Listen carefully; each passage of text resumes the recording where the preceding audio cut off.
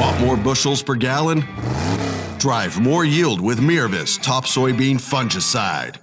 Leading the pack in 82 to 92% of trials and fueled by Adepidin technology, Miravis Top delivers proven horsepower every season and the octane your beans need to win at harvest. Visit syngentaus.com/topwins to start your engines. Always read and follow label instructions. Let's go, girls.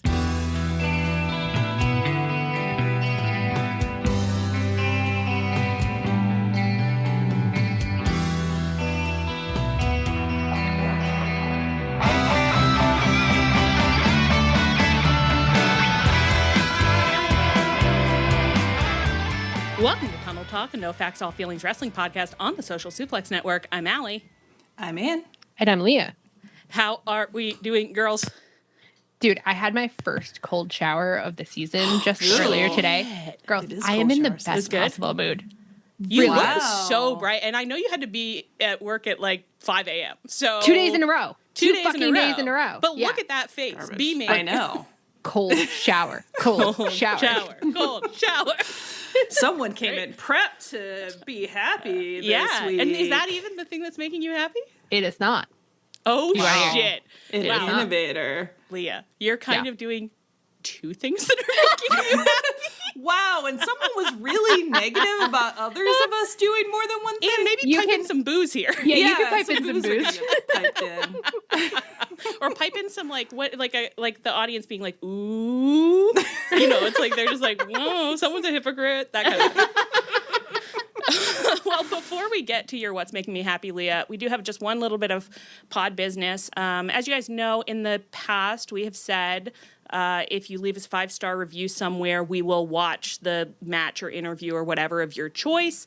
And we do have some of those outstanding, and they've been outstanding for a while, just because of our rough lives. But it was a really hard winter. We interviewed the Young Bucks. We got to recover. We've been posting on that for a while. Well, we actually interviewed the Young Bucks, so don't bother us about that. There was a lot of stuff going on, but we are planning to do a Twitch stream with. I don't know if it's all or most of our remaining. We can't. Yeah, no. Unfortunately, we have 8. We have 8 in the tube. Can?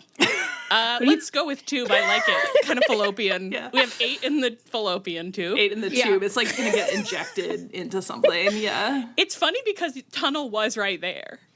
Oh. You know, It's 8 in the tunnel. 8 in the tunnel. But a tunnel and a tube are the same. 8 at Gorilla. So true.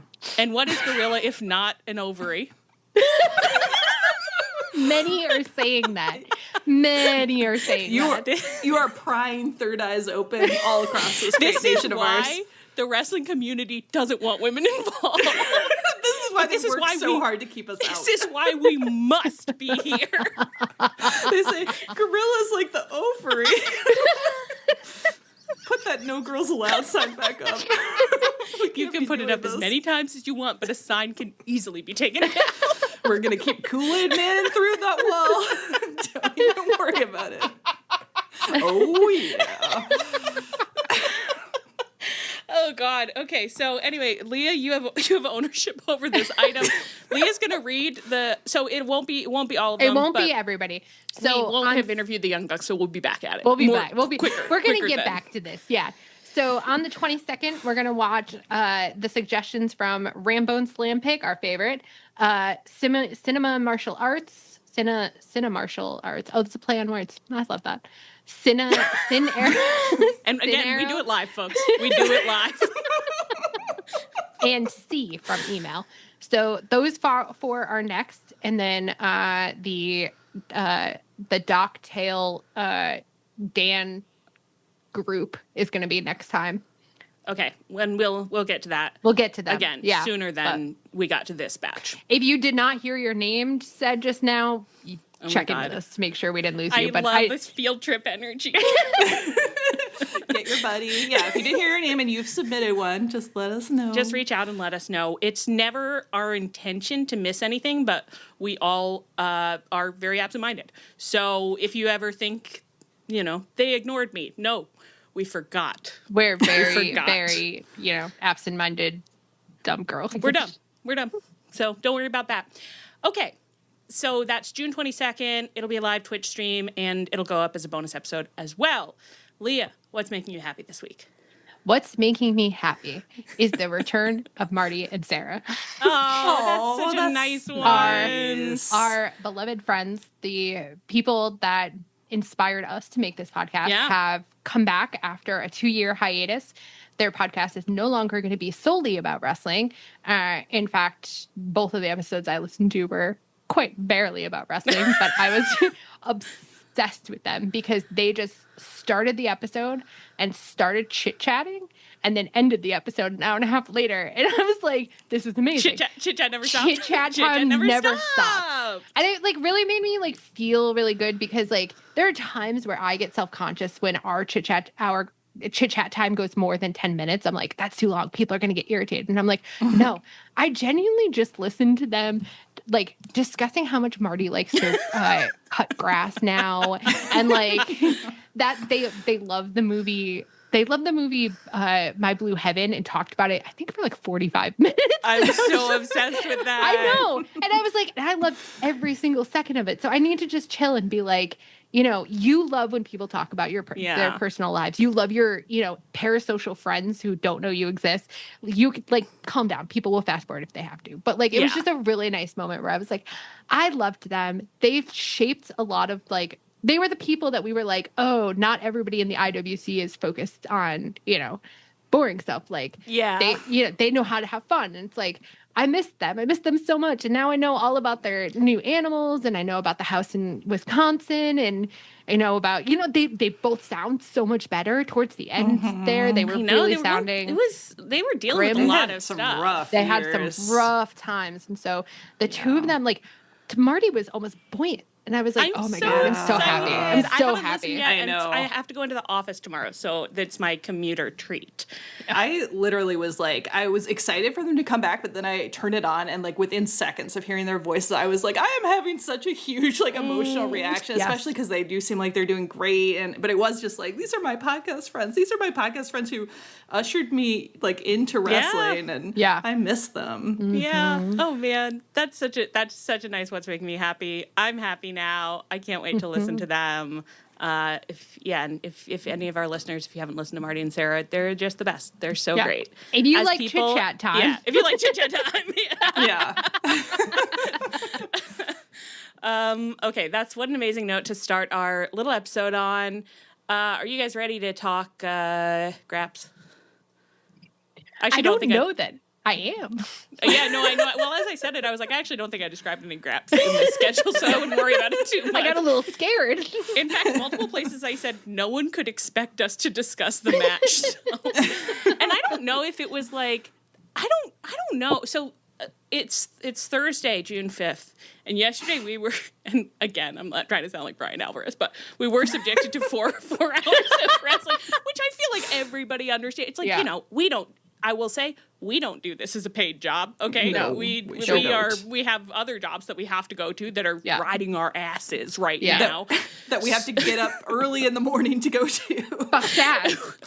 It was a wild little feeling I watched all of I watched all the first 2 hours, obviously, and then I was like, okay, I'm doing some stuff, but I'm still watching, I'm hanging in there, and then slowly I'm just like drifting towards bed, and I was like, I'll put it on the TV, and I'm just like falling asleep, like, okay, what time is it? 10:45. Goodbye, Tony. Goodbye.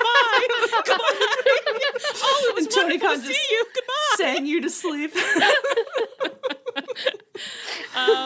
What was I going to say? Oh, yeah, but for some reason, like, I don't know. I think the matches might have been good, but they weren't very memorable. So, I don't know. No, if they wanted to hold me for all 4 hours, the card that they came up with was never going to be it.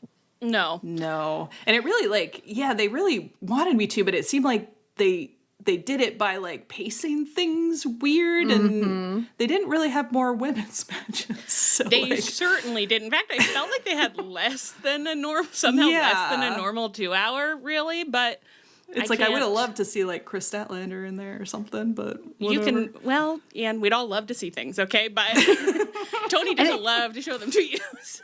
No, he doesn't. They had a very strategic thing where they had Kenny in the bridge of like the Dynamite to Collision. I was like, smart. Everyone's going to stay tuned in Yeah. for Kenny. And then that ended and it went into FTR. And I was like, be so fucking for real. And they kept putting that, like, we'll hear from Hangman Adam Page, like, graphic in the bottom corner. Like, they put it there so many times, and I was like, he better be talking right at 10, and he did not, so. He did it. I think he must have come out, I'm just putting the pieces together, because I don't know what order anything happened in. I think he must have come out after the FTR, because the Ospreay match must have been after the FTR match, and Hangman came out. Well, we're about to get into that, so let's not pre-game the section itself. Last week on Collision, Swerve said he got approached as he was doing this very funny thing where he and Prince Nana were like walking to the car, and Swerve looked kind of like, this is going to sound totally crazy, but he looked like a kind of a serene, like Mouse Abbott from Redwall. Like and his little like acolyte was walking with him being like, sir, what should we do about the crop issue? And he was being like, well, much to consider there. I would pay so much money to watch Swerve Strickland react to what you just said. Yeah. You looked like a Mouse Abbott. I think I took a screenshot and then I forgot to put it in the schedule, but I was so pleased with it because he just really looked like, it's like, wow, this man could run an abbey, you know, like, and the feast would be popping off. Yeah, the most important part of any abbey is the food, as we all know. In the Redwall world, yes, that's pretty much what it's all about. Okay, so he's walking to the car. I think it might have, I don't know who interrupted to be like, what's going on with this Will Ospreay situation? He said, let me clear up this misconception about me and Hangman. I own up to the fact that I deserve whatever I got from Hangman over the past year and a half, but we're not a team, and we never will be. And at this point, Will Ospreay leapt into the front. I think he like slammed a hand on the car and said, I've got a question. Who's the bigger friend, Death Riders or Hangman? And actually what he said was not who's the bigger friend. It was who's the bigger threat. But he repeated this line multiple times throughout Dynamite, and every time I heard friend. Every time. It's because the British THR is like SFW, and it does just get like sweat. It's fucking crazy. I mean, no offense to our Brits, but that's crazy. Like an adult. That's crazy. THs. I don't know. I could only hear friend. It was so funny to me, but he was saying threat, so that's fine. And so he and Swerve got into this really immediately quite intense close talking segment where he was being like, Swerve, I know you and Hangman have had your problems, but remember when you won the belt and you were the first AEW like Black World Champion, and you were so proud of that, and you were so proud of that belt, and now that belt you loved so much is in a briefcase. I thought that was you stand it. I thought that was so funny because it's yet another moment where Will Ospreay is like, let me tell you your life. You may not know this, but you were the first AEW Black Champion. Did you know that? I knew it. It's very funny. Also, it's Extremely just funny. so funny that like putting the belt in the briefcase is just apparently the most disrespectful thing you could do, and other fans are always talking about it, and it's on screen, and I'm just like, I mean, it seems like an okay way to carry it. I don't know. It's true that our vibe has increasingly become like, the belt should stay in the briefcase, protecting my peace. I don't want to see that thing. Anyway, so he's like, you should want it to be around the waist of the best wrestler in the world right now, which is Hangman, which was like, girl, this is not the rhetorical strategy to go with. But also, hello, it's Max Caster. It's Yeah, our precious its government has certified it, so. Oh my God. Well, we'll get there, girls. Swerve's very upset to hear Hangman's the best wrestler alive. He said His voice was so funny on that. When he goes, no, he's not. No, he's not. It was they both were in their own ways giving like Child on the Verge of a full-scale breakdown. Yeah. And so they're going back and forth about like, they basically were doing this thing where it's like, well, I could beat you. If you could beat Hangman, well, you can't even beat me, and you can't beat Hangman. It was just like, okay, boys, I understand. You all want to beat each other. That's very cool. So then they got into this like round of extreme fisticuffs, which I think ended with security pulling them apart and Ospreay hollering, same thing, unless he was hollering something else, because I don't know what it meant. But I was very interested. And then I said, I think these men need to do a performance of Anything You Can Do, I Can Do Better on Dynamite. Live on Dynamite. Honestly, it's been so long since we've had a little musical number. I know. I feel like they got yelled at so much, but it's like I've said it before. The anecdata is here. When my great friend Anna watched that musical segment with MJF and Jericho, she still talks about it and rewatches it to this day. She does not watch wrestling. She's like, I love Le Dinner Debonair.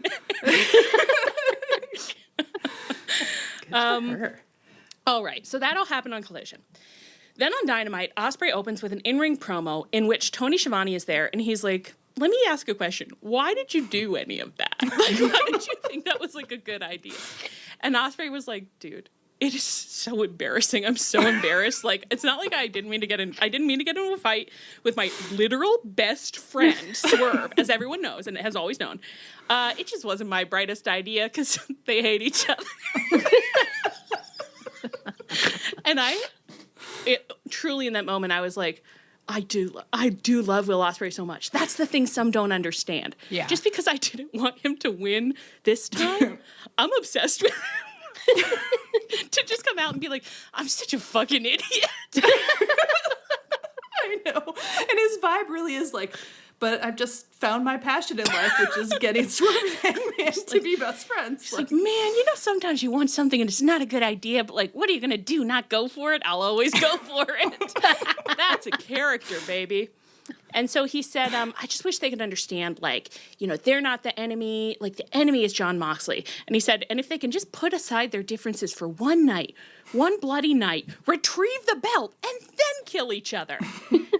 And this, I said, I thought this was kind of giving, like, Ocean's 11, 3 a.m. emergency heist planning. Like, it was like, he was like, yeah, I'm putting the pieces together. Like, it was just like, oh, this isn't much of a plan. I don't understand this plan at all.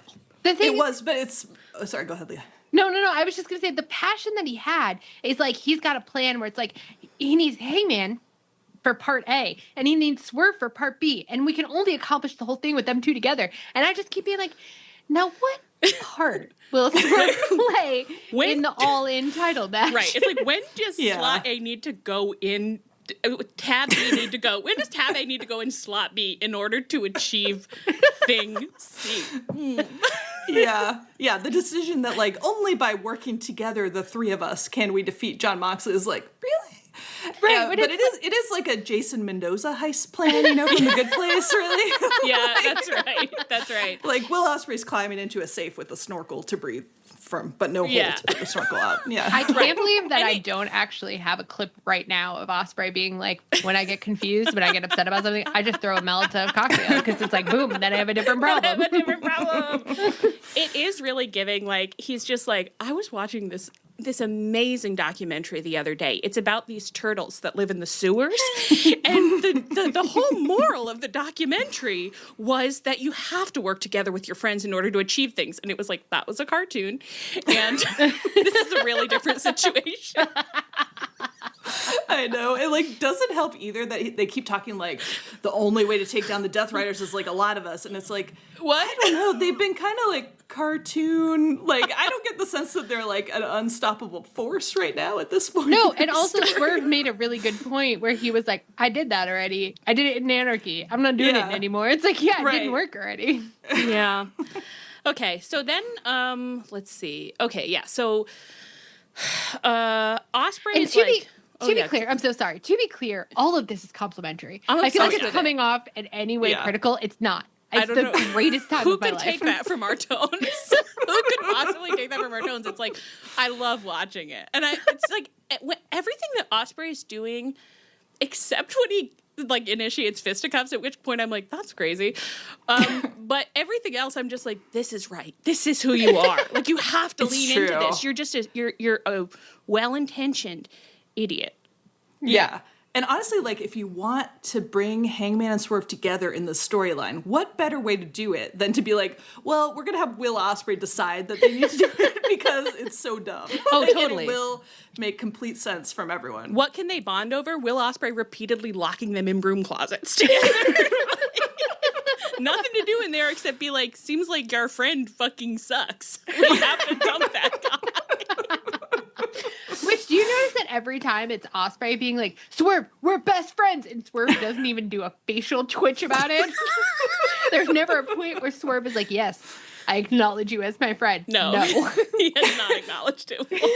Do you think backstage, like, all of the, like, erstwhile Will Ospreay friends are like, yeah, he decided, like, Kenny's saying to Swerve, like, yeah, he decided I was his best friend for a while, and it was like, it was a lot, you know? Kenny's like, Swerve, don't even acknowledge it. Don't, like, if you give him an inch. A mile. Oh my God, Will Ospreay in a if you give a mouse a cookie style children's book. It's like if you give a Will a handshake. If you give a Will a handshake. I don't know if you let Will sit at your lunch table. I don't know why I was so convinced you were about to say if you give Will a hand job. Okay, well, I mean, if a handshake initiates this level of excitement, I don't know what a hand job would do. Unsafe situation. He's planning your wedding. Okay, so he's being like, he said to Swerve, he said, listen to me and listen to me clear. I love you, brother. But before I take a bullet for you, I will take a bullet for AEW. I said, you'll take a bullet for anything. You would take literally anything. You take a bullet for a moth. Like, you're dying to take a bullet for something. Well, look, the moth landed on him, and it was a real gesture of friendship, okay? So I don't think you should put that down. It's his literal best friend for the last 20 years. So anyway, he was like, Swerve, come fight me next week at Summer Blockbuster. Have we had a Summer Blockbuster before? I don't think so. Sound familiar. It's so normal. It's totally normal for them to do it. That's fine. Every time they say it, I'm like, Blockbuster? They went out of business. Blockbuster. My friend Blockbuster, we're going to the video store? No. Oh man, if only. They had to have a name for it because it's going to be 4 hours again. Fuck my life. Is that what happened? Fuck my life. Well, put me to sleep again, Tony Khan. My little lullaby. We're always telling Tony to gaslight us into stuff, so he's just going to keep naming dynamites until we finally give in and say they're all 4 hours. What if this one did have like a VHS theme, though? That'd be so fun. I'd love it if it was a full Blockbuster theme, yeah. Hear me and hear me well, Tony Khan. If you do a full Blockbuster video store theme, VHS theme, somehow VHS's cassettes are everywhere, tape is flying, I'll stay up for all 4 hours. If it kills me. Wow. That's a promise. Yeah. And honestly, like, what if he gives us a full Blockbuster experience where basically, like, the camera just goes and it browses through all the possible matches there could be, and it just tells us, like, you read the back of the match, and then you're like, huh, and you put it back, and you just do that for, like, 2 full hours, and then you go home without watching any matches. Right. And then 20 years later, when people are saying, like, well, you know Eyes Wide Shut, and I'm like, I do know it from reading the back of it so many times at the video store. And I've seen that front picture, yeah. When I already said this on this podcast. Then I finally watched Eyes Wide Shut and was like, what the fuck? I thought I knew that movie from the picture, but I didn't. Guys, I didn't know it at all. And the fun thing about a Blockbuster browse, like in middle school, my friends and I, we rented Muriel's Wedding, which said it was a comedy on the box. It's Australian. Not a comedy. Yeah, and it's not funny at all. It's actually pretty dark. And if you watch it the whole time waiting for it to get funny, you'll have a strange experience of that movie. Yeah. Well, that's beautiful. Yeah. And you know, the thing is, you can't just turn it off. Once you paid for the VHS, hey guys, children, listen up. Once you paid for the VHS, it was just like, well, I'm watching this. One time we accidentally, we tried to rent something like normal for children, and we got Paper Moon instead. And it was just like, well, we're at our sleepover. That Tatum O'Neal movie?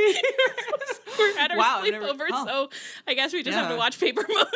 I mean, what else are you going to do? Like, the only other option you have is, like, live TV, which you may or may not have had cable, you know, so... We had a lot of, my dad was always like taping stuff over for us. So we had a lot of like old Star Trek episodes and stuff. But yeah, my dad also was extremely addicted to taping stuff off TV. So like, I think to this day, my parents' basement is still full of like 4 VHS tapes of Salem's Lot with just his handwritten. Like, my mother was an early pirate where she had a camcorder set up. Children, that's what we used to use as video. We used to take videos with it. And she had this setup going where she would put the Blockbuster video in the camcorder and connect that via aux and then record from the VCR. Wow. Yeah. So once we watched it once, we would have it forever on a blank tape. And so we had an insane collection of VHS, and no one was more disappointed when VHS stopped being cool, because she was like, my library. Despite the FBI warning at the start of all those Good for tapes. her. You would have fired I would download a car. Yes, I fucking would. We had the same situation, except I think my dad's one thing was he was like, I'm not going to buy infinite blank tapes. So it was kind of like, if you want, at a certain point, it was like, okay, like, yes, we could record Rainbow Bright to video for you, but what's going to get deleted? Because it's going to be something here, Alexandra. And it's like, no, my collection. The Man Before Time can't go. I need that. I wish that my mother could reach out in time to your father and tell your father that they sell blank VHS at the dollar store, and you can have infinite blank tapes. See, that wasn't his feeling. Wow, I was honestly, my mother cleared them all out, like, 10 years ago or something. I was devastated. Like, I was just like, those are my memories. Like, how am I supposed to understand those films if they're not on the same tape anymore? Like, I don't know who I am now. Okay. What are we talking about? I think chit-chat time and how cool it is and how people have to put up with it. They have no choice. Something about Blockbuster Summer. Okay, so then Ospreay was like, I'm going to fight Swerve at Blockbuster Portland. Then he gets interrupted by Lio Rush and Action Andretti, who make fun of him for getting interviewed. They're like, oh, so fun of you cozying up to Tony Schiavone in the ring. It's like, it's an interview, and if you were famous, you would have them. Yeah, like, you guys would kill to get some live mic time in ring. I know, I'm like, I hear a jealous note. Like, you wish you were in that ring with Tony Schiavone. But then Ospreay just seemed really excited that someone was willing to engage with him, so he threw his arm around Tony Schiavone's shoulders, and he was like, Lio Rush, I'd love to fight you, because we're here in Denver. We're sold out. I've got my fake tan on, and I have my crime-fighting pants upstairs. Yes, he was very orange. Very orange. His face looked crazy, and he hadn't gotten it real close to his eyes either. Loved it. No, it was great stuff.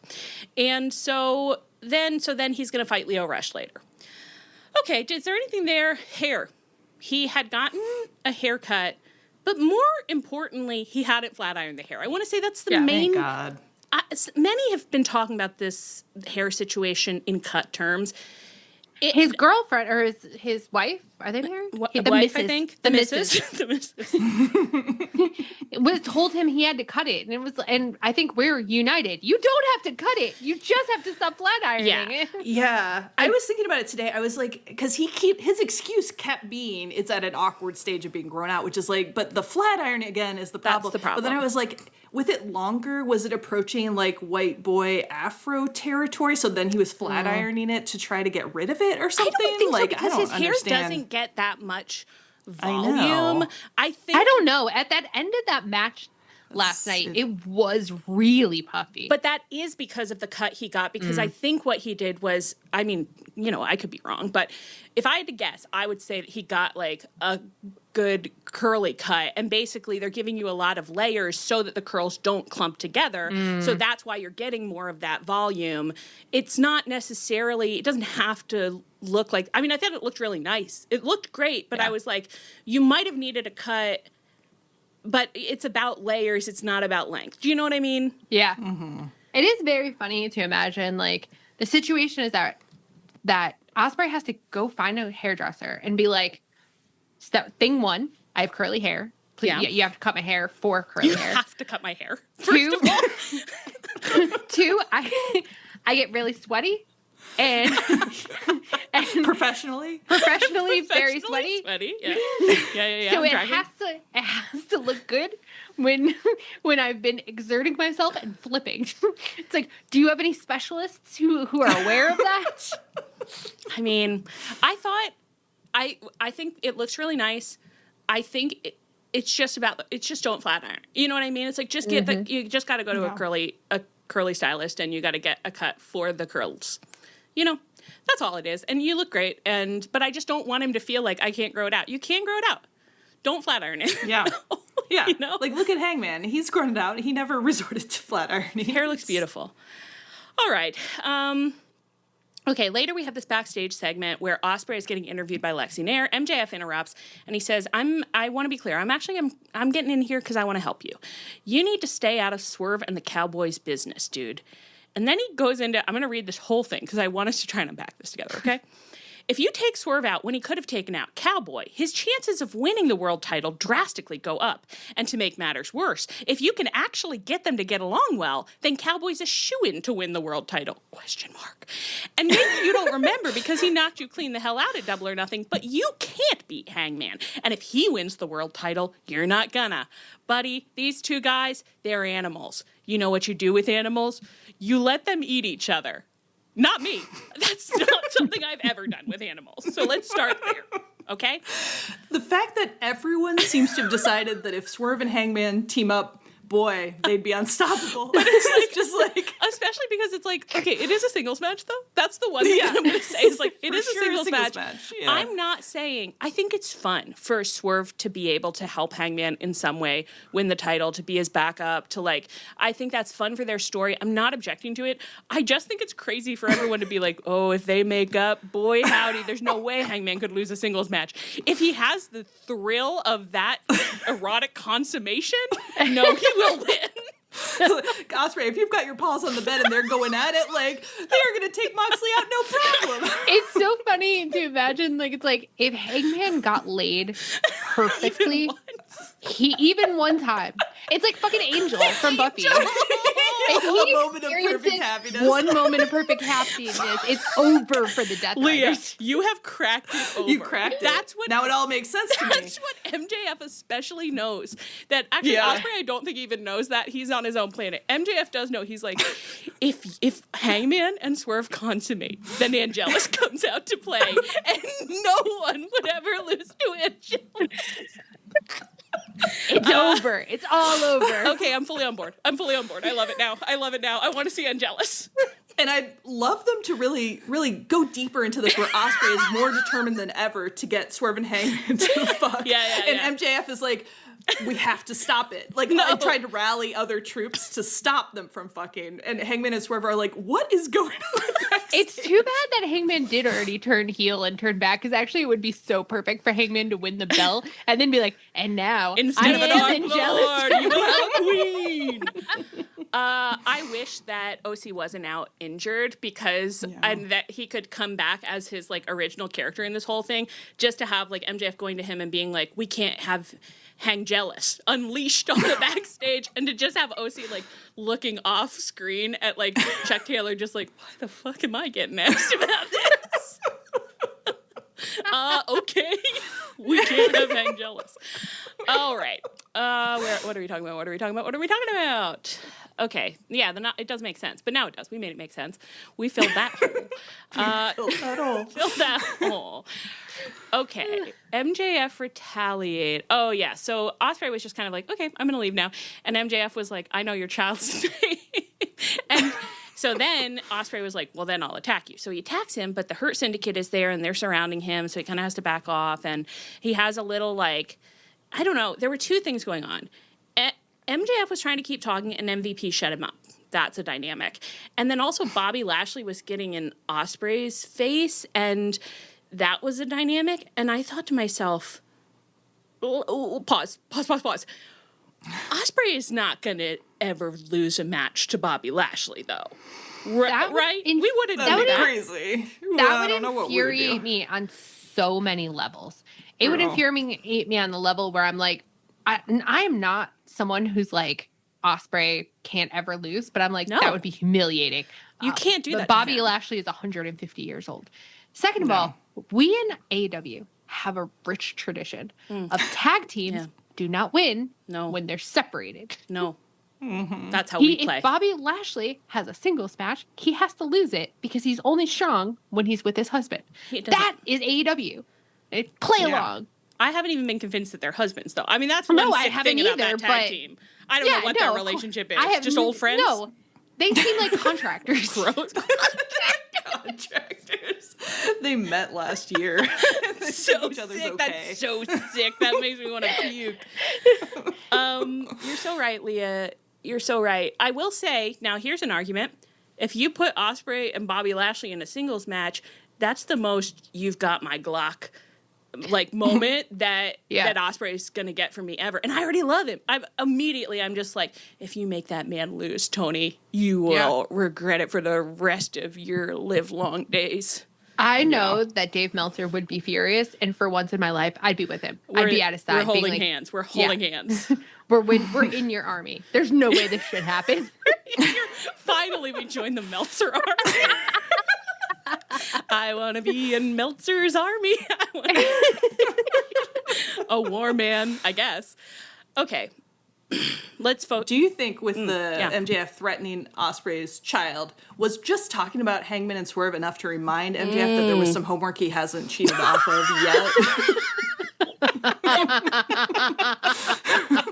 Got his ass. But not for long. Got his ass. In a couple weeks, all of a sudden there'll be a video montage of MJF dropping a scarf into a crib, and we're all supposed to be like, "Wow, innovative! Wow, genius! There's a shot generational of, talent." like MJF setting a house on fire, but it's clearly like green screen footage.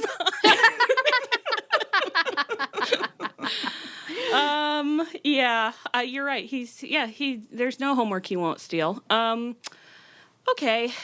Any other thoughts on MJF being involved in this at all? Which I don't like, personally. I don't like it at all. It's a no, thank you. I fear it. I'm scared. Yeah. One fear. I know. I really do. I feel very strongly that it's going to be Hangman, and I'm resolving that I'm no longer trying to game things out. I'm just, believing what I'm seeing and rooting for the things that I'm rooting for. But I'll tell you this. Yeah. If MJF causes Hangman to lose at All In, which I will be in the crowd for, I will suffer, and I will make everyone suffer. The greatest threat of all. I will suffer. And you wouldn't want me to suffer. I'm just a little guy. I'll take you all down with me. Yeah. When I go down, you'll all come down. Honestly, Tony, I don't want to. It's like I don't want to suffer, and I don't want to endure Leah's suffering. So I think it would be for the best maybe if we just didn't have that happen. And maybe Swerve will over. I don't want Swerve to have to engage with MJF really, but it's like maybe Swerve will stop him. I don't know. Maybe MJF could go into some kind of Cody verse, and maybe it could be on a different show, and maybe I wouldn't have to see it. Of course I would love MJF and the like, Hurt Syndicate to move to Collision full time.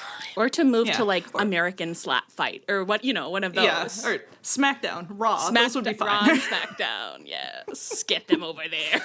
NXT, Why don't we ever get to have little Red Rover, like Red Rover segment where it's like, we have some, hey, Triple H, we actually have some guys we'd love to send back over. We'd love to send them over. Yeah. Listen, we'll trade you Mariah May for all 4 of these men. Oh, right. We sent her over. I was like, well, I don't really need her back, but now I understand it. Right? No, I'd take she anybody would back send her if they'll take those 4. Yeah, they'd send her back. I would take her back. You'd take her back. I mean, not to get into it. I'm not weighing into that discourse, but I'm just saying if she won, he won. If we're trading action figures. Which we are. Triple H. Or they're like Pogs. Should we go really 90s tonight? They're like Pogs. Yes. We are. Love that. Yeah. Okay. Well. And what happened there? Who could never be sure? Ospreay and Lio Rush then had their match on Collision, which is right after Dynamite.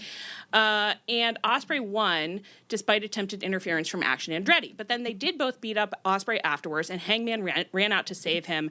And he was trying to do a buckshot on Action Andretti, which I think Lio Rush pulled him out of the ring, so he didn't get hit. But this was a really godly buckshot.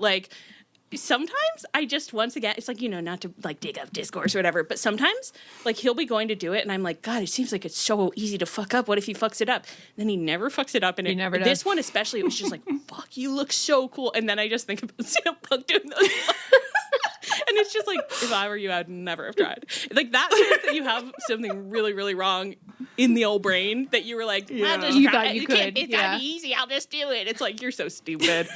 And more than that, whenever I think about him fucking up the buckshot, I just think of Matt making fun of that moment and him just sitting on the floor going, I know.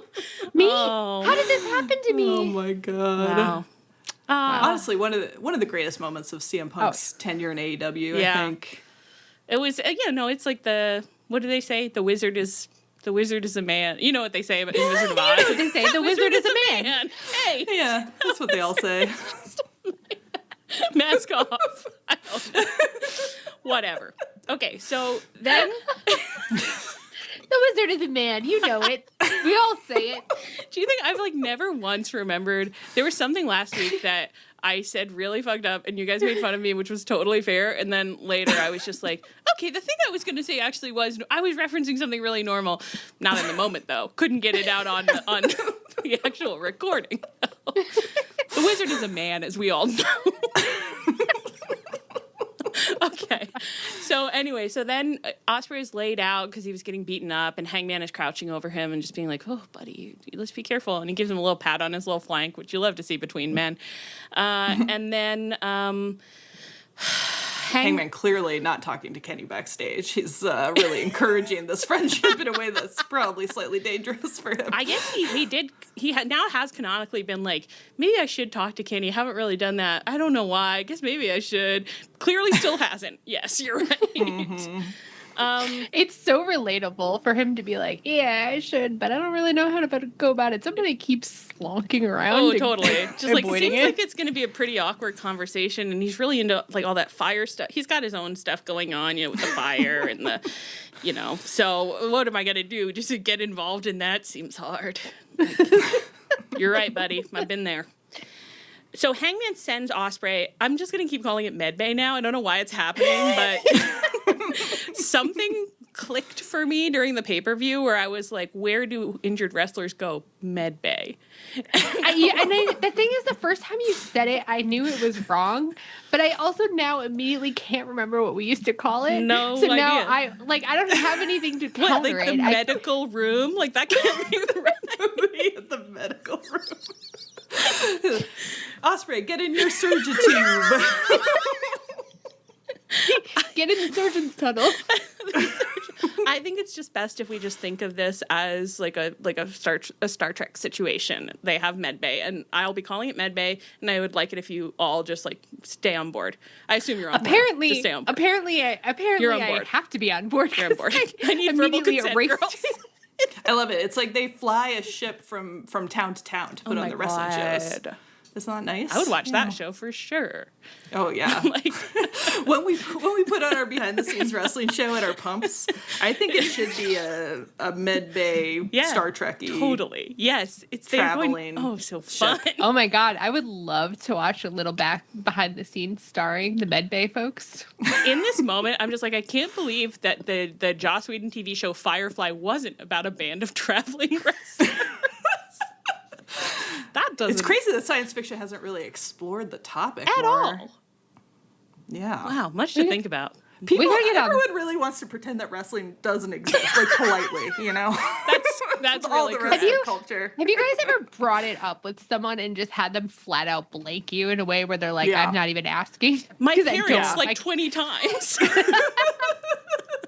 And I usually get a pretty positive reaction, so then I'll tell people freely, but at one job I was like, oh yeah, I watch wrestling, and the two coworkers I was talking to were both like, oh, and then kind of change the subject. Yeah.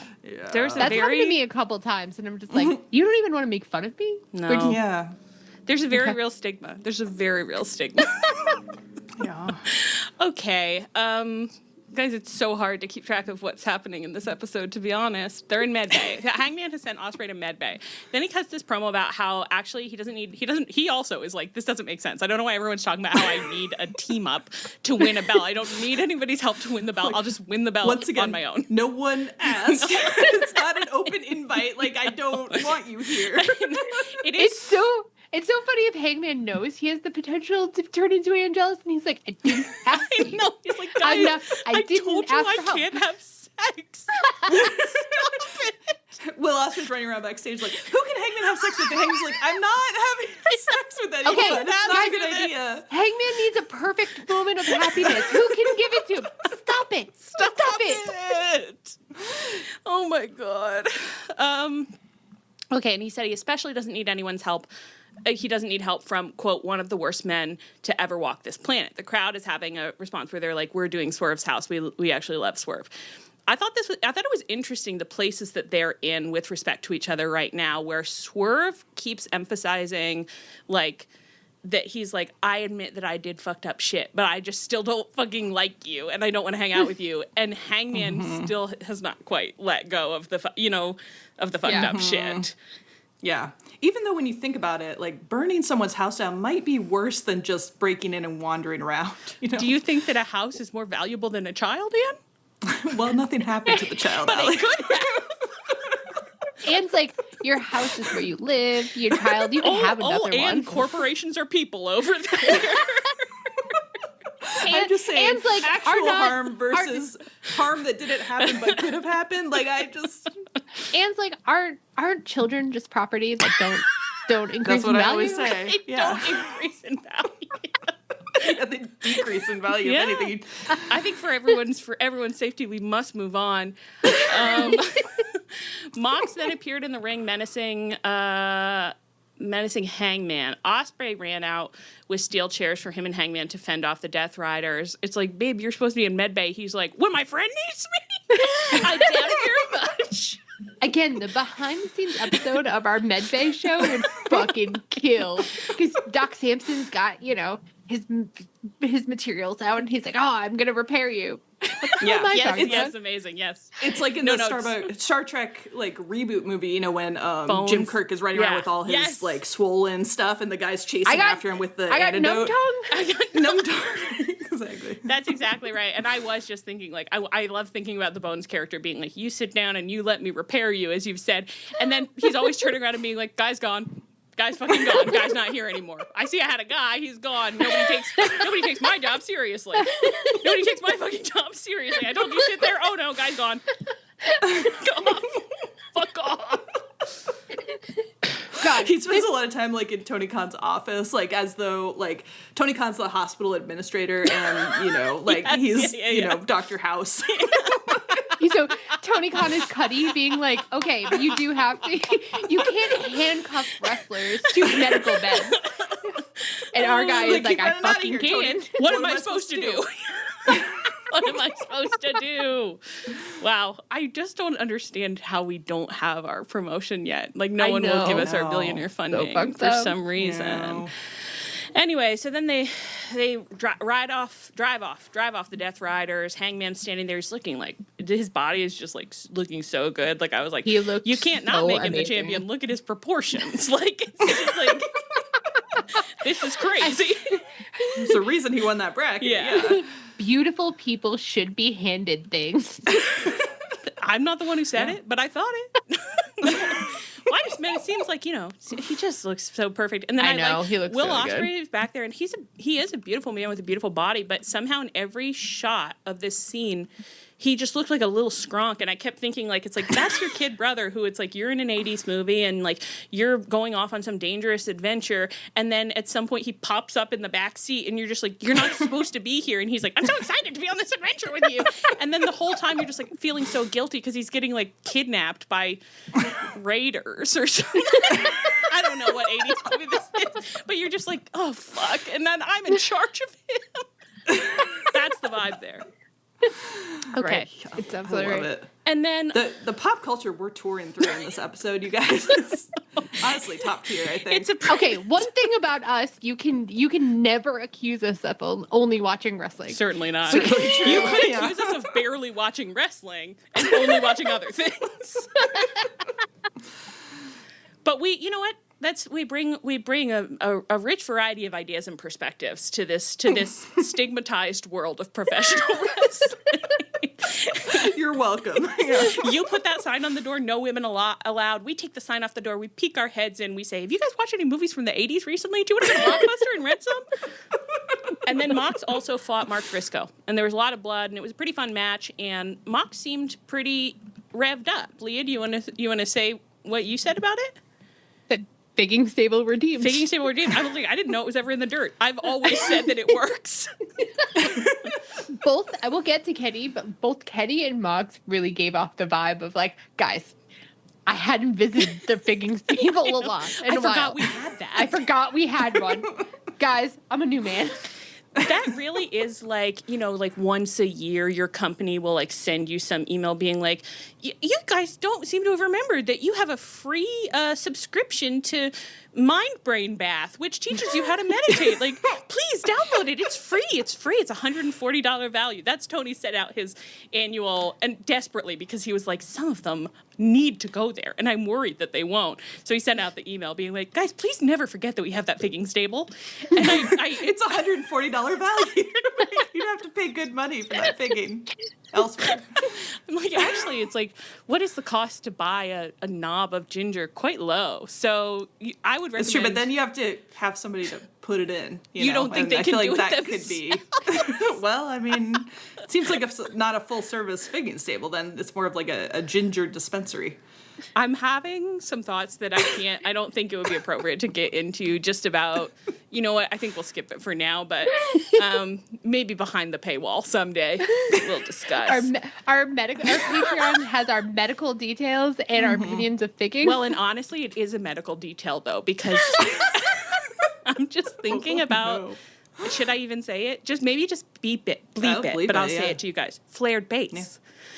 Yeah. Oh. So you've really got to choose the right. That's true. You know, I don't think you should bleep that because I mean it's. You think it's an important you think it's good advice? Concern? Yeah, I mean people need to remember that. But you could carve your ginger into a beautiful plug, and maybe that's what you're paying for. That's really the value. Yeah, they have a special ginger whittler back there that makes $140 an hour. It is so Allie typical. To be the ginger whittler. It's so doing beautiful craftsmanship. Yeah, it's so Allie typical to be like, I wonder if you can get a craftsman. Like, I'd love to like pay for somebody who's been doing it for years, and he's a beautiful knife, loving knife. Oh my God. He's been in the family, and when he carves the ginger, oh my God, it's one of a kind. It's one of a kind. Well, Yeah. it would be one of a kind. And Every that piece base of ginger is different. Flared, so. And the base, of course, is safely flared. Wow, and that's what Tony is providing for his wrestlers. You can't say that he doesn't give them anything. It's free. Of course, it is $140 per year value. Of course, free artisan ginger to wake you up when you're trying to quit your job. You getting this staple? Okay, we can't talk about this anymore. Mark Briscoe did explain in a promo on Collision why passing out is honorable and tapping out is for cowards. And some listeners rightly flagged that this is something that we've brought up before, and we've never fully understood. Mark Gallup, I think. Hi to our lovely friend Marcus Gallup. Girls, you need to hear this. Girls, they finally explained it to you. They finally explained it. On the one hand, I do see how it makes sense. But on the other hand, I was just like, these guys haven't heard about leaving. These guys haven't heard about, like, don't like it, leave. They don't know about dictator zone. Just walk out. That's what some of us have different values. What is the real winners quit? Real winners quit. That's why we're not wrestlers. Mark Briscoe's like, I have to teach my son never to quit. And we're like, teach your son to quit. Sometimes quitting is the only path. Don't teach him to never quit. Teach him to try, but teach him to quit if he has to. Yeah. I'd rather quit than pass out. Reasonably. Passing the wisdom to know the difference. Probably causes minor brain damage. So right. The wisdom to know the difference. Should we create a new Serenity prayer for Yeah, we're probably halfway there. Well, that was all one category, so this is... Luckily, I think the rest of these are much shorter. Okay. When your company earns unlimited 2% cash back on all purchases with Capital One, that's serious business. So Steven at SandCloud got a serious business card, the Spark Cash Plus card from Capital One. We used our 2% cash back to help build our retail presence. Savvy, Steven. And we get big purchasing power, so our business can spend more and earn more. The Spark Cash Plus card from Capital One. What's in your wallet? Terms and conditions apply. Find out more at CapitalOne.com/SparkCashPlus. Do you even want to talk about... MJF and the Hurt Syndicate had an in-ring segment where MVP yelled at the tag team division for sucking, and he sucks, actually, and I didn't think that it was good. And then MJF did some racism ahead of that Arena Mexico show. And, we said, like, we're only saying what we see, and we're not pre-forecasting, but I'll be very surprised if MJF is planning to lose a match. So it's like there's not going to be any catharsis for it. You know what I mean? It's like you're just doing racism and winning? All right. Yeah. Yeah, just the racist always wins. I don't know why they think this is entertaining. Like, and he's so lazy. It's just Very like lazy. he has 3 greatest hits, and they're sexism, racism, and like making fun of the city he's in. It's just like, God, you're so, like he's creative on the level of FTR at this point. That's so savage, but probably lower because they've at least done some. They've innovated. done some interesting They brought stuff. Nigel and Tony to us, did they not? They did. For the rest of our lives, I have some it'll things be I'm going to like- bring up about FTR too, where I'm like, I think there's probably some strange minds hidden in there. I don't know when you're going to bring them up because I didn't even put them on the schedule. So if you want to bring them up now. I left them on the schedule. So. I was going to bring this up at the end when you say, girls, is there anything else you want to talk about? Sorry, yeah. No, but I will say it now. Yeah, say it. It was fucking crazy that Cash said, I have something for Stokely to read to you all. And Stokely read it. And it was, in fact, part of Nellie's country grammar. Like, what? I don't know what's going on with them, but Stokely will cut these promos for them, and somehow it's like just the disconnect between what's going on with them and what's going on with Stokely is so extreme that I leave everyone being like, I don't know what I heard. I actually don't, like, I remember so much less than when they were just saying their own crazy stuff, because I'm just like, what's this for? Now, what are you guys up to these days? I am pretty sure that joke had to be entirely from Stokely, and Cash just approved it without really listening, because I would be shocked if Cash knew what country grammar was. I don't know what that man knows. I don't understand him. I don't know him. 1 hour later. Okay, anything else you guys want to say about Anthony Bowens, or anything else you wanted to talk about that we didn't get a chance to talk about? Yeah, I got to bring up something really important. Okay. And I need you to do some like really ninja editing, because earlier I said that Cash was referencing the Nelly song Country Grammar. And in fact, it was EI. So I'm going to record some pickups, and I need you to just edit them You in. gonna do those now? Great. And I know that last week I silenced you. And this is your chance for vengeance. Yeah. But instead, I think you should just really make me look so good and cool. What do you think about that? Record those Her pickups. face is so unreadable. Slap I them right in love there. it. I could do anything. You don't know. You'd like that, wouldn't you? All right. I know I'm going to get a bunch of tweets that are like, it wasn't country grammar, it was EI. Yeah, I know. I listened to the whole fucking album. She knows, Anne. And Do not @reply me. well, anyway, so then and the Hurt Syndicate got interrupted by Commander Speedball Mike Bailey and Kevin Knight, and Speedball spoke in his lovely little Quebecois French, and he told MJF to like shut his ass or something. I don't know.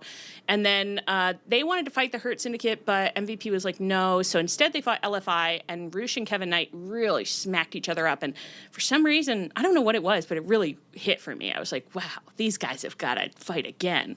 Don't know why. And then some more stuff, and Hurt Syndicate will fight the Sewer Hole Boys 2.0 next week. That's all. Yeah. Okay, well, let's move on. I'm glad Kevin Knight is back. I know, and I like that. I kept thinking, because he was in Battle of the Super Juniors. Nick Wayne, who we'll get to shortly, was in Battle of the Super Juniors. So I keep being like, it's so fun they sent him with a chaperone. And I hope that Kevin Knight really kept a firm hand on him, and then was calling home to his very normal boyfriend, Speedball Mike Bailey, to be like, having a really nice time. Nick's a little out of control, but I'm doing my best. I'm excited to see you again.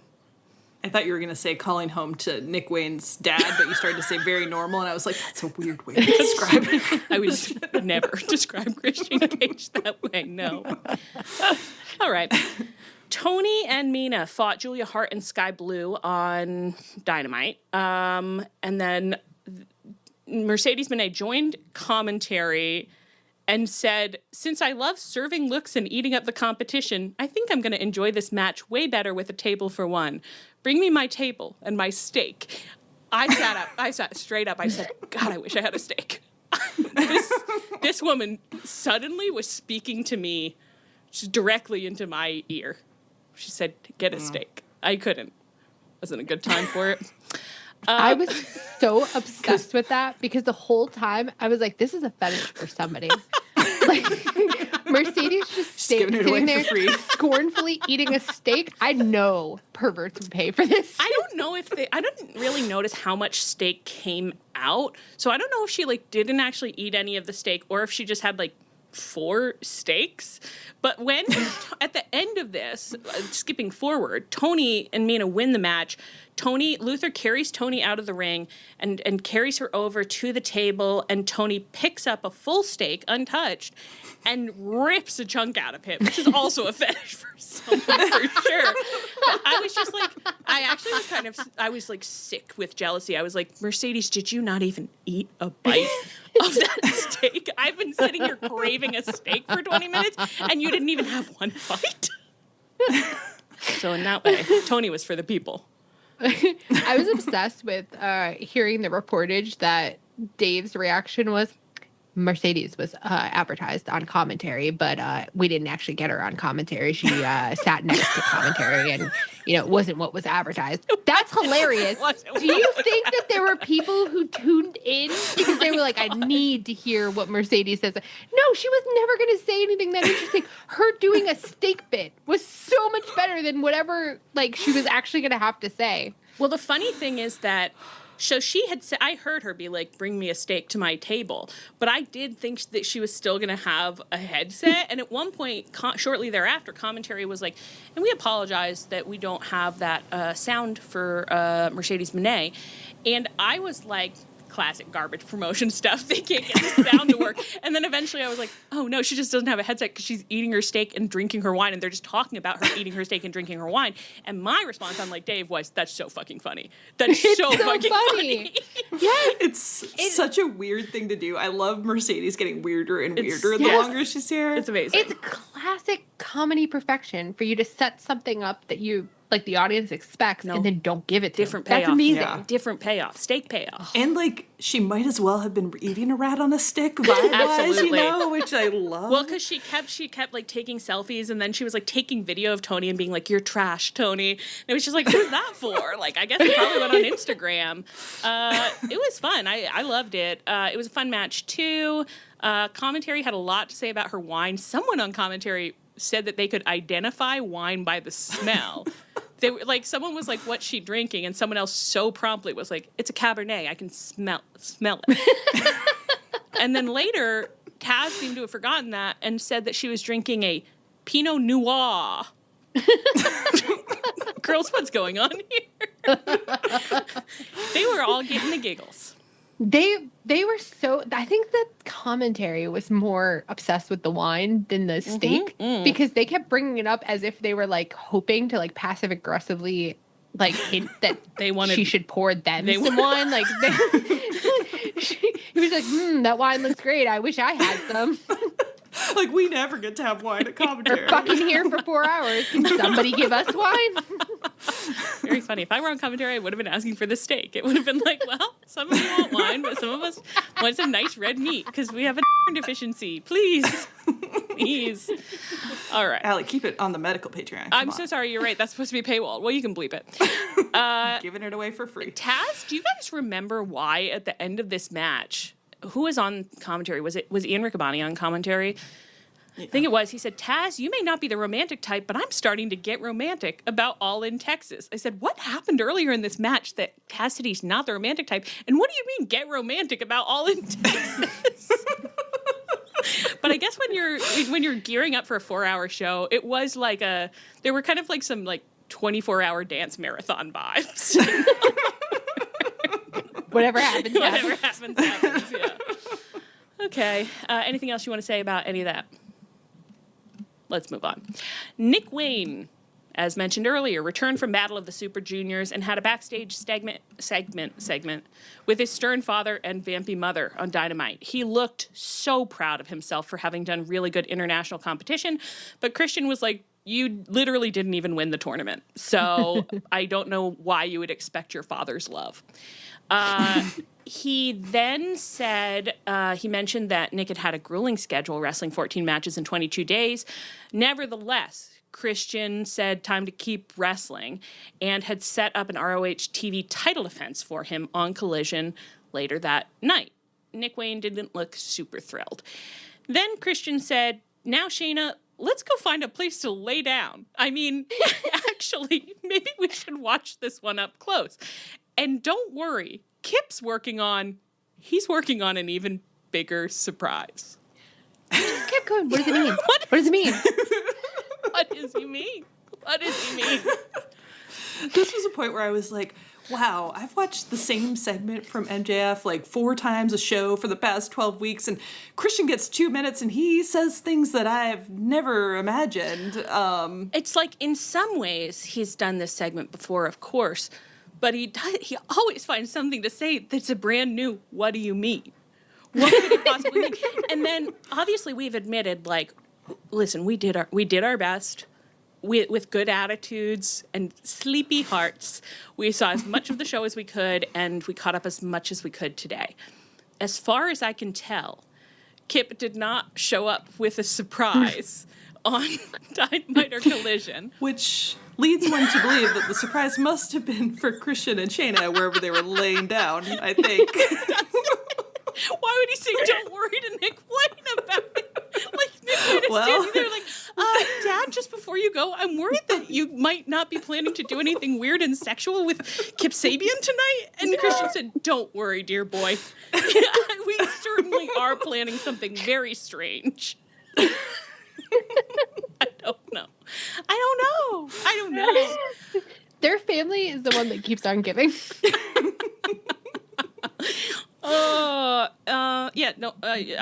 Don't make no sense. Don't know, just fine. It's just light color. Don't know what's happening. Love it. Let's move on. Okay. Thekla got a little video package with a mini spider-themed art film that I thought was incredibly cool. Looked really good. And she got a recap of her debut last week. And then she had her debut match versus Lady Frost. She came out in a very cool jacket. As commentary informed us that she was, quote, fired by Stardom for attacking its president following a match in April. I loved this. Yeah. I think sometimes, I know that I do this, sometimes I tune commentary out. So I'm certainly guilty of being like, and why didn't anyone mention X? And then someone who listens will be like, well, commentary did say it. And then sometimes it's like, well, the way they said it was kind of like, it wasn't attention grabbing. Like, I need them to reach through the screen, and get a hold of my shoulders and be like, Allie, you're going to want to hear this. I felt like this achieved that. Fired. I'm awake. Yeah. By Stardom for attacking. Awake. I thought this was really good. Immediately, I'm like, wow, there's something there. There's something going on with this chick. I loved it, and I hope they keep it going. Where, sometimes, I hope there's a backstage segment where Thekla is, walking down the hallway, and Tony passes her, and she, lunges at him a little bit. Just a little slams in the wall. Yeah. It did beg the question of, if you were fired for, in this economy, she still got a job? It gives you hope. It does give you hope. I thought the presentation was really good. She got a lot of strobe lights. She had some kind of heavy metal theme. She looked really cool. I was immediately pretty into her. Yeah. And then she had this match and she kind of squashed Lady Frost, but I thought it was a fun squash. It didn't feel, to be honest, not to pit players against each other, but just we have had another women's debut recently. I was I do prefer what's going on here than what's going on with Megan Bayne. Yeah. Although my heart stays open, Megan. Yeah. But there's a little more for me to work with here. She ended up getting into an argument with Paul Turner where I think that she said, I think the mic caught it, I don't give a fuck what you think, which I liked very much. And she won the match, and then she reattacked Lady Frost immediately, and Queen Aminata ran out for the save, and then Aminata got a backstage promo afterwards. She said, every single time someone new comes to AEW, they're trying to make names for themselves by any means necessary. Why? Well, this is where the best wrestle. But Thekla, I'm the one and only African queen, and you know what we do to spiders in Africa? We stomp on them left and right. And I liked that. I thought it was a really a simple but effective little promo where I was like, you're acknowledging she's new, you're acknowledging that people come in and want to make a splash. I don't know, something about it. I was like, that's clean. This works. Yeah, I really liked it too. I love Queen Aminata. Yeah. I did think, you want to know what we do to spiders in Africa is pretty funny because it's like, well, we do that everywhere. And you're like, don't think you're so special. Okay, I've smashed a spider or two in my time. Well, there was something, she did like a little joke where there was something that she said, and then she was like, and you can Google that. And I was like, I'm on a tight timeline, so I actually can't, but I will look into it later, perhaps. I really liked, like, Thekla did have some, like, she's got, like, these spider-themed moves, and they do look really cool. Like, I feel a little like a baby being like, the moves are themed, and that looks really good. But she was doing these moves, like, in the rope, where she's, like, being a spider in the ropes, and I was like, I don't know, looks great. Like, I'm a simple woman. I know. Her main spider move is, like, so cool looking, and I do feel a little bit like the Chikara guy being like, everyone knows what an ant is, you know? But, like, it is, like, having a theme gimmick Rare is Mike fun. Quackenbush reference on the phone.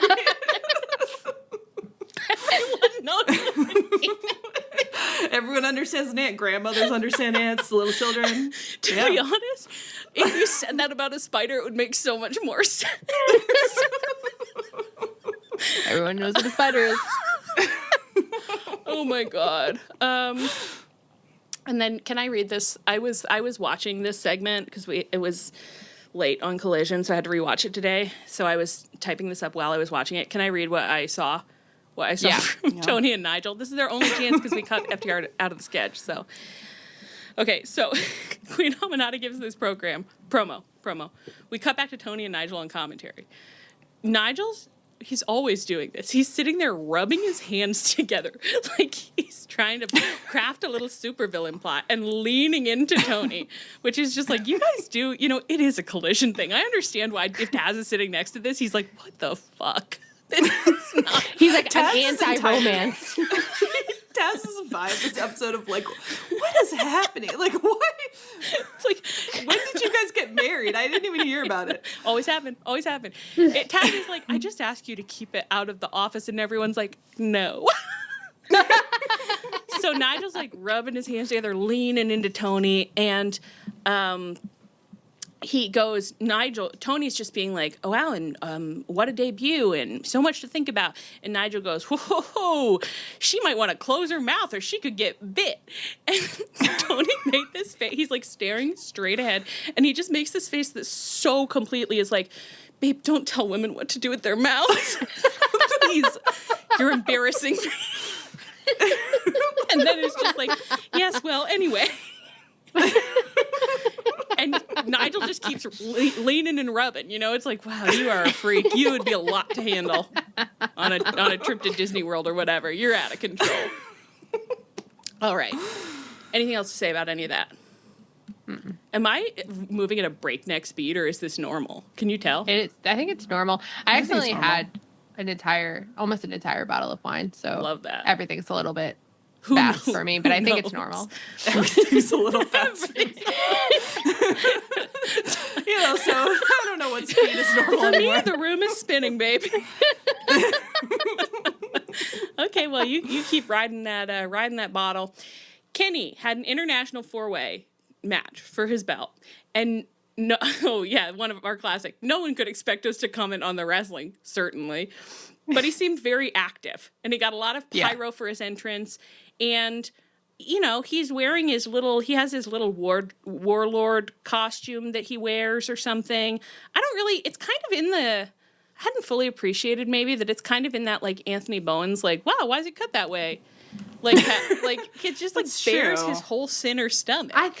It's the Omega symbol, but for what? I didn't, the pyro made it difficult to appreciate that fully, to be honest. But it is that, like, it's like you have like a shoulder piece and then it's cropped kind of up to the nips, like just above the nips. Yeah. Leah, do you want to say, like, do you think that it makes sense for Kenny to be highlighting his nipples? Yeah, given what you said. Okay, listen, on this podcast, we're brutally honest. We always tell you the truth. I think we're pleasantly I'm sorry to say. I'm sorry to say. Yeah. As much as I love Kenny, and you know I love Kenny, I think he may have the worst rack you need. It was when you said that, it was just like, wow, the worst. Yeah. But then it was like, well, maybe. Yeah, it's like I had never thought about it, but looking at it, I was like, yeah, it is I'm so weirdly sorry. terrible despite his big, gross muscles. Big muscles. He has extremely tiny nipples, like proportionally You usually tiny really nipples. like those, but No, I don't like tiny nipples. I never have. She never has. The bigger the better. You know I love jeans to the biggest stretch. I love the pepperoni guys. I don't like the Tic Tacs. And Kenny's are on crooked. Crooked Tic Tacs. We put them on crooked. I hope nobody sends this clip to Kenny. No, Stop it. Stop Kenny never it. know. Kenny never know. Stop it. Kenny never know. Years. We've spent years complimenting him. He can't. This is not what he's going to hear. He can't hold one incident of saying he has the worst record. They're not, okay. It's not worse than Chris Jericho's.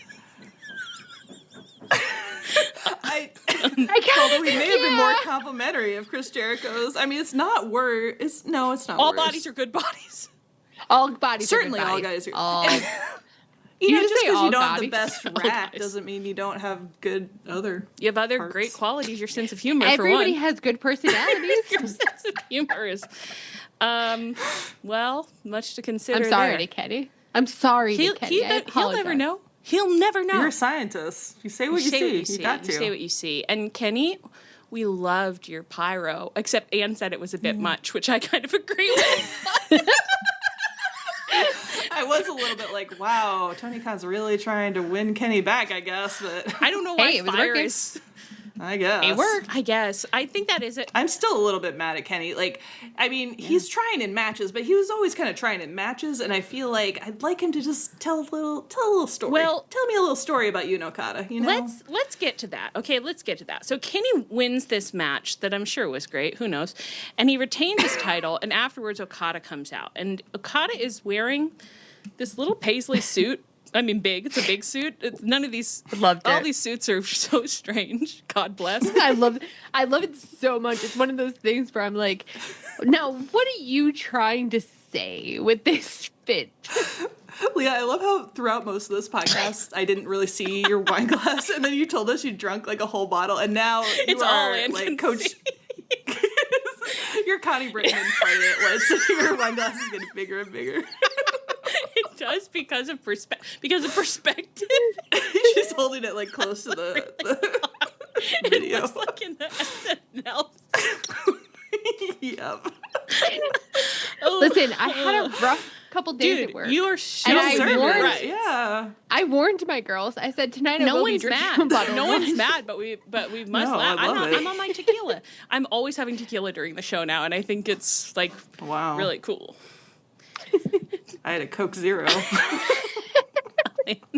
That's cool too, man. Okay.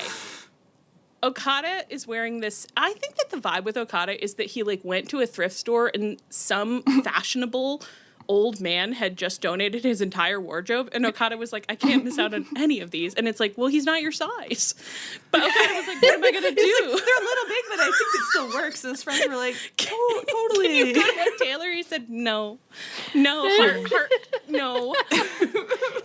So he comes out. He's in this paisley suit. It kind of matches Kenny's leggings. So that's Yeah, they definitely went together. Yeah, that's fun. I like that. And commentary said he has been taunting Kenny Omega for months. I said, in my opinion, footage not found. Not found None whatsoever. found. He looked at Kenny once. Yeah. Like, I've seen him taunt people, and usually there are some words involved. There are some words Yeah. involved. I would not say we've gotten to that level with him. Okada approaches Kenny in the center of the ring. They're both holding their belts, so they kind of smack their belts at each other, like, look at my belt. No, you look at my belt. And then they kiss their belts against each other's cheeks. So this was, I mean, it was ritualistic, which I liked. Like, I was like, wow, you guys are going through a lot of phases of stuff you're doing with the belts. And then they smacked the belts. And then Kenny initiated fisticuffs. And so then they're fighting and they're punching each other. And violence is happening. And Okada, okay, so then So the match later in the show, it's like it's been set for All In. We're getting Okada Omega. Okay, so it's on the books. So now, boys, it's time to get down to business. Let's think about what's going on here. So 2 things. One, I thought that Okada's affect in this exchange and the look on his face when he was dealing with Kenny, because at one point he'd like knocked Kenny down and he had like a little blood on his mouth or something, and he was looking at Kenny and he was kind of like licking his lips, and I was like, okay, this is the craziest that you've looked in like a real way where it's like, oh, something psychological is happening with you.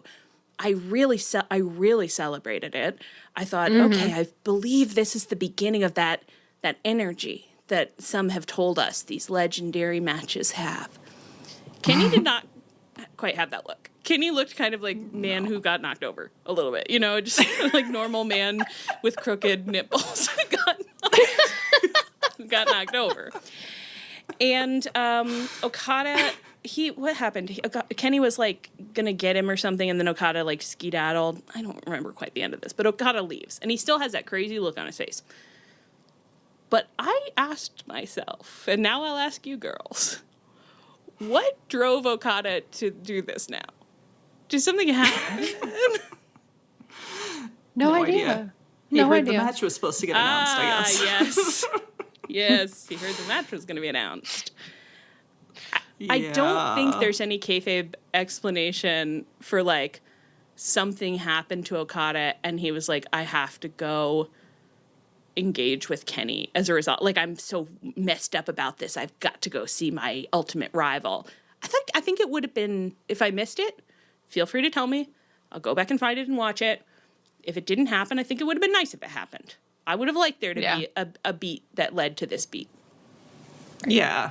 And I mean, you're right. Okada did look crazy. And I think he's so expressive. He's good at that when he locks in. But otherwise, this was a very rote little exchange of fisticuffs. FTR could have done this, not to... Well, they're just coasting on the New Japan stuff, which I'm like, you're filling the lines a little bit. You could it's like, this. Guys, just, like, you're both capable. Just... Yeah. Get in there, do some promos, tell me what's going on with you now. And it's like, even if they had done this feud in AEW 3 years ago, they would still need to do a feud now. So, lock in. Can I tell you, I'm so glad you said it again. I went to see my friends have a baby, a recent baby. He's like a month. I don't know. He's like a month and a half. They got one of those recent babies. He was in one of those new releases. I'm having a problem where I'm like, he was in the NICU, so I'm like, how old is this baby? Whatever. Anyway, he's breastfeeding. I went over to hang out with them. I'm hanging out with them. At one point, the baby is like not wanting to, like do something that it's supposed to be doing. Actually, wasn't breastfeeding. You might have to cut all of this. I don't know. She's trying to get the baby to like focus on the bottle or something, and she just goes, lock in. And I was like, dude, what the fuck did you just say to your baby? And she's really sportsy. So she was like, her vibe was just like, work through the pain. Let's go. Like, we're on a run. Lock in. And I kept saying it for the rest of the night. I'm holding this baby, and I just go, lock in. And now I'm just thinking about Kenny and Okada as like our little babies. We're cradling them, and we just go, lock in. Time to feed. I agree. I'd like to see him lock in. I want more. I want this intensity. I want some insight into where the intensity comes from. I know, guys. I know we have the links. I know we can go back and watch the matches. We're not trying to be babies. We're not trying to say like, we don't believe that the history matters. I'm just saying you have to do it here. You have to do it here too. Yeah. You have to give us the little recap. I will say this though. Yeah, say it. Members of our Discord, the last time we just talked about this and we said, please genuinely tell us what is the germ of the, feud that they had in New Japan. And we had 2 beloved people in our channel try to explain it to us. And I will say that both of those people said that Kenny's focus during the Kenny Okada feud was actually about Ibushi. Like nobody could actually tell me what Kenny felt about Okada because they were just like, well, he was messed up about Ibushi. And I was like, right, but he wasn't fighting Ibushi. And then the Okada stuff, the Okada side of it also was just like, well, he was Kenny was annoying, and he just kept coming back. It's like, Well, okay. annoying doesn't get the face that you got from. I thought it was a very good face from Okada. So it's like, well, what does it mean now? Years down the line, what's going on with you, dude? Right. So you have some room to talk about this. Like, you have some room to make a meal out of this. Let's do something. Let's here. eat. Hey, let's go to Swerve's Redwall Abbey and let's have a poppin' feast. Have a little feast. Pasties and onion soup, baby. Yeah. And again, the problem isn't even so much that it happened at a different promotion, because if it had happened at AEW 3 years ago, I'd still want to see it now. Like, if Hangman and Swerve had another feud right now, I would want them to do more than just like glare at each other. Yeah. I would, and they would do more. And I know you guys have both cemented your legacy already, and you're coasting on your laurels, but like, get it together.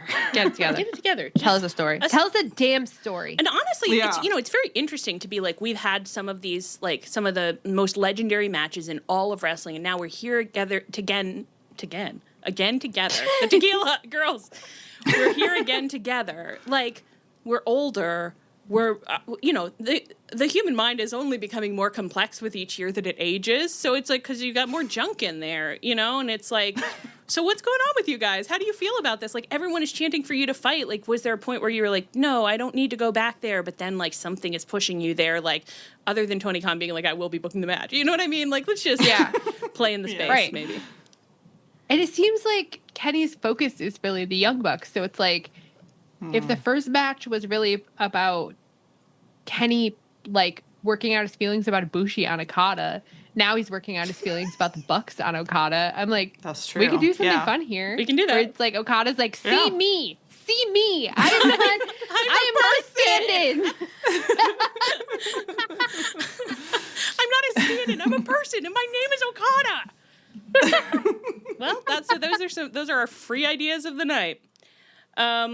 All right. Max Caster returned with his 5-minute open challenge. This week he debuted the petition on Collision, where he had a group of people backstage learning his chant. Extremely funny little segment. And then he brought the petition to acknowledge that Platinum Max is in fact the best wrestler alive to the ring. And he said in the funniest voice of all time, he goes, and Mr. Referee, I don't believe you've signed this yet. And then he took it over to the referee. He was like, what the fuck? And then he was like, well, while he's doing that, like, and then he led everybody in his horrible little chant. And they so placidly and sweetly were like, we love chanting with Max Caster. We love chanting, let's go Max Caster, you're the best wrestler alive. And then after a pause, he said, I'll be honest, guys, that was bad. Which was also extremely funny. And then Will Hobbs came out and murdered him. No notes. Perfect segment. Perfect. No notes. Absolutely perfect. So funny. The fact that Dave Meltzer fucking hates get it. this is I don't crazy. get it. It's both of them, It's right? Brian perfect. Alvarez hates Max Caster and thinks this gimmick sucks. I think, and Dave also does. It's like, what's going on, guys? What is wrong with this for you? What's wrong about it? It took up almost all time. It's so funny. Anytime I'm not laughing, I'm looking at Max Caster's huge fucking tree trunk thighs. Bottom heavy Max Caster. My man. I know, and the little faces he does every time, like, some huge monster comes out, just like, he's like, that's not fair. Like, never get tired of it. Nothing is funnier. It's such perfect cartoon energy to be like, he can't learn.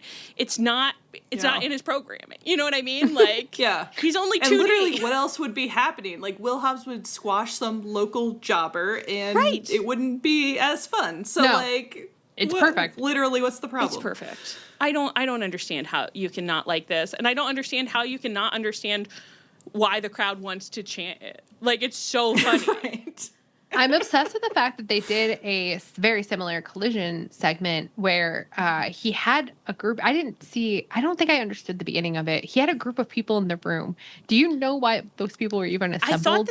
I thought they were like employees. Like, I thought it was basically like he got employees together to be like, everybody learn my chant and sign my petition. So well, he was like, you guys are all going to want to take a picture with me later, but first sign this petition. And then he led them in the chant. But the thing is that he framed it very much as like, you won't actually want to do this. But the thing is that Max Caster's so beautiful, and this is such a funny gimmick that everybody in the room was like, yeah, we'll chant and we'll sign the petition. And so he definitely rolled with it perfectly. It was still so funny. But I think like he was like, I really set that up so that you guys would reject me. Well, I thought it was right. funny too that in front of the crowd, it's like they did it so nicely that he clearly was like, I would love to be able to, like, what am I going to do? I can only tell them they did it badly. Like, I have to do something. You can't just let the chant sit there like, wow, you guys did my chant amazing. That's not the point. I don't know. It's so funny. I love him. I don't care. I mean, and he's reacting perfectly. Yeah. Like, he's handling, like, you would never really guess that anything was different. It's just, you know, like, there's certain things where you're like, I think he was assuming that no one would go for sure with this, but he's handling it perfectly. But it's just such a funny, perfect segment. He's a perfect person. You gotta give it. He's got a real high charisma score. You know what I mean? Yeah. Like, in spite of himself. Yeah. And he always looks so delighted when he comes out there. He's like on the verge of cracking up. It's so fun. I just can't. I cannot help it. I love him. Okay, Megan Bayne and Penelope Ford they had like attacked Anna Jay because of the matches, as you know. And so they were making an example of her for Harley Cameron not present and trying to throw her off the ramp when Ty Mello's music hit and she returned to save Anna Jay. And she's been gone for, I don't know, how many years? Years, right?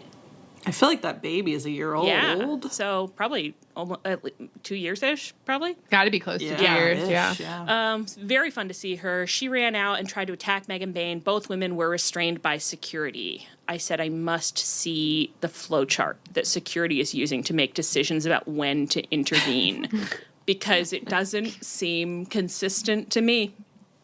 They were right there. It was like, okay, I don't know. Let them fight a little. Why not? We don't have to pull them off each other right away.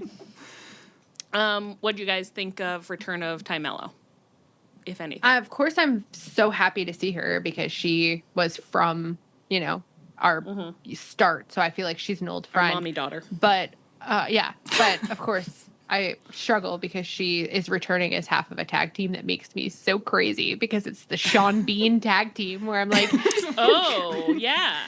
Why don't your names rhyme? TJ. TJ. I just say TJ. It doesn't drive me crazy because I'm like, no, I'll say how I want. TJ.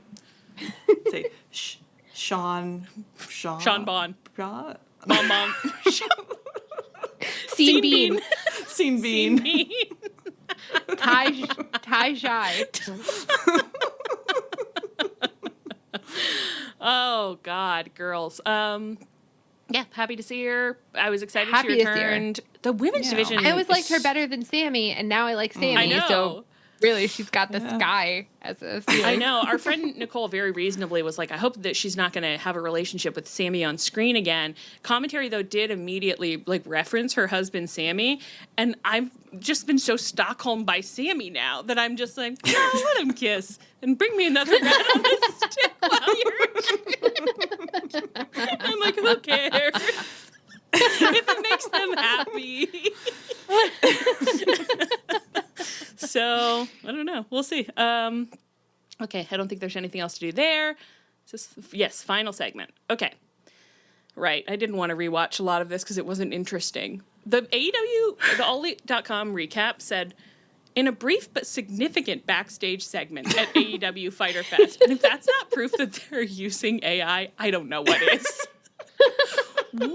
It wasn't even significant. You know what I mean? Like, yeah. So the segment they're referencing is that Adam Cole, along with the underutilized Roddy Strong and Kyle O'Reilly, approached Danny Garcia to be like, listen, we've had our differences, but I think that we have our similarities as well, and I want to defeat the Don Callis family. I bet you do too. So let's team up because we have a shared mutual respect for each other.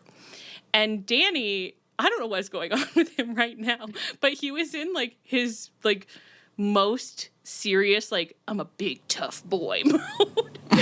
he was like, there's some other things I want too, but maybe yes, we will team up.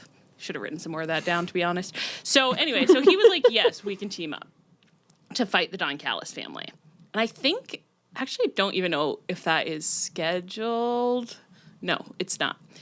So that was that. And then later in the show, I think that the Don Callis family was like, yeah, we'll fight you. Not right now, though. Because they had a fight. They fought they had Hechicero join them, and then they fought Bandito and the Outrunners. And I didn't describe what they were wearing in that segment, but I did include a picture here for my co-hosts, and I would love it if maybe you guys could. I recently in our Discord channel was like, I would like to buy a non-black or white t-shirt for All In. I wish somebody made a beautiful one. And I think it was our friend Ariel was like, what about Kyle Fletcher's t-shirt? And she linked the one that he's wearing in this shirt and this picture in this screenshot. And I was like, Ariel, be so fucking for real. It's so that it's t-shirt, not black or white. it is pink. Oh my God. It is the kind of his t-shirt is terrible, but he's all like he cut off the He cropped sleeves. and tasseled it. He cropped and tasseled it, and then he's wearing like strangely like puffy white shorts. For some reason, I was like, you know what? I can't even say it. Yeah, puffy white shorts. Yeah.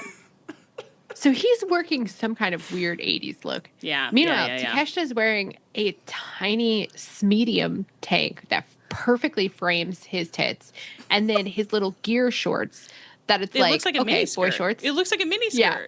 Mini skirt. Look at this. Look at the screen cap. It's like you can't see that the fabric isn't Yeah.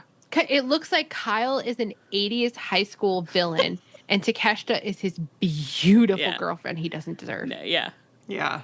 It's always crazy when they wear their like gear bottoms when it's trunks or boy shorts with like a t-shirt or whatever. It's just like literally the sluttiest look you can possibly have. Complimentary. Remember when we liked CM Punk and he used to do that all the time? Yeah.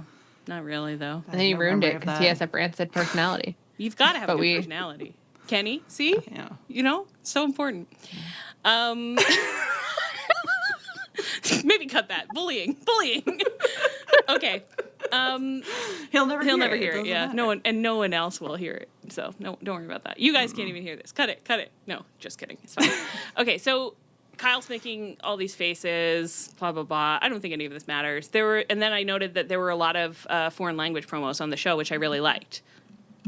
Yeah, we forgot to mention earlier that. No, I think I said he did his little Did Quebec you say French. it? Yeah, but I just didn't say that it was a theme of the show. But it felt like a theme of the show. Yeah. There was a lot of people like, in their own language, doing promos in their own language, which I thought was really cool. Yeah, I loved it. Yeah. Absolutely loved it. Extremely fun. All right. And then this is the final thing. Did any of you watch this or was it just me? You have to take my word for it. Okay, but you have to take your word for it. Okay? Yeah. Okay. Anthony Bowens had this promo with Billy Gunn and Lexi Nair's interviewing them. And he is like, I'm declaring this month the Pride of Pro Wrestling Month. Isn't that great, Billy? And Billy Gunn said, yes, I love it. And Billy Gunn he's doing this kind of like arm thing, like, I'm really here, Anthony. Yes, gay month. And Anthony Bowen says, I want it to be full, and I want to have a month that's full of big moments, spectacular moments. Billy Gunn interjects and just says, joy! And then Anthony Bowens is like, there's a specific person that knows a big moment or two, a guy that's reinvented himself and turned himself into a proto-star. Yes, we're talking Kyle Fletcher. Anthony Bowen says he wants to whip Kyle Fletcher's ass all over Portland at Summer Blockbuster amongst the DVDs and VHSs next month. Billy Gunn, having realized who we're talking about, goes, Kyle Fletcher! Like it's a quiz, like it's a pop quiz, and the teacher was like, first person to say it gets a point. Kyle Fletcher! Anthony Bowen is just continuing his promo, and he says, the thing about me is that I have 5 tools and 1 rule. Prove them wrong. He's Oh my God. literally his vibe is like, okay, Billy, come on, we're leaving. We're going to the Pride Parade now. And Billy's going, he doesn't say he's going to the Pride Parade, but that's Billy Gunn's whole vibe. This whole promo has been like, my friend wants to take me to the Pride Parade, and I would be proud to go with him. I love my son. everything about this very morning, I saw an Instagram reel. There are these, I think this is who it was. There's these two guys that do a bit on probably Instagram and TikTok where they make up New York Times crossword clues. And so so they'll be like, these are potential clues for like Oreo. And they'll be like black and white. Maybe. And they do this. It's very funny. Anyway, but I guess one of them is gay and one of them isn't. And so the gay one was like, what do you think I'm doing on any given month, on any given day during Pride? And the straight one is being like, okay, it's a Monday morning. You're waking up at 6 a.m. He's like, no. Like on like a day, it's like a day. And he's like, okay, well, give me a day. Like, tell me which day of Pride. And he's like, okay, it's like a Saturday at the end of Pride. And he's like, okay, you're going to an event with 3 names, and I don't know what it is. You're going to the, like, Mulu concert at the, like, tapas bar, like, mariachi celebration, and I don't know if it's a place or a person or, like, that's the name of the event, and I don't know anything about it, but I'm so glad you're there.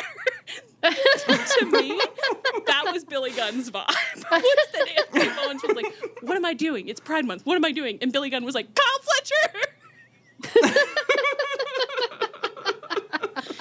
And I kind of loved it. It's my light understanding that Billy Gunn has been insensitive about being gay in the past. And I said, this is a good way to atone for your crimes. Just hype up a gay guy. Just hype up a gay guy. Just be there to be like, yes, Pride, yes, gay, yes, fight. And then go with him to the Pride Parade. And I said, yeah, that's good. Yeah. So. Sounds incredible. And do I understand why Anthony Bowens is fighting Kyle Fletcher, but he doesn't have anything to do with this DCF feud? No. No, with the Paragon has nothing to do with that, or Danny Garcia. No, I don't understand. And do I think there's a real problem with how many names and mottos he's throwing at us from week to week? Yeah, but somehow the more we get, by the time we got to 5 tools, 1 rule, prove them wrong, I was like, God, that's such nonsense. I don't know, maybe I like it. Maybe I love it. Unfortunately, I see myself fully onboarding it, except that I change my rule every time. Like, I have 5 tools and 1 rule. We need coffee. I do see that one getting a lot of use all in weekend. Yeah. I've got 5 tools, 1 rule. Yeah. So I don't know. He might have found a hit. He might have stumbled into a hit. And I guess sometimes you got to throw a lot of spaghetti at the wall. Yeah. Gotta try stuff. You gotta try stuff. Was there anything that you wanted to say that you didn't get a chance to say? Me? No. Oh, Leah? Okay, Leah said everything she needed to. Anne? You? No, I'm good. Oh, Anne's good. Okay, well, it's been a great night, guys. I've been Allie. I've been Anne. And I've been Leah. It's always Tunnel Talk. Our theme is by Chris Corkin.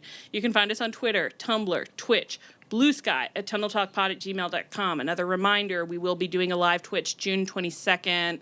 I'm guessing it'll be sometime in the evening. And we live in the United States, America, Central and Eastern Time. Take that as you will. Don't dox us, Allie. Bleep that. We have a souvenir stand. You can find it at chop-tees.com. You can find us on our feed, on the Social Suplex Network feed, where you can check out all the other great podcasts on the network. And you can find us on the Social Suplex Network Discord.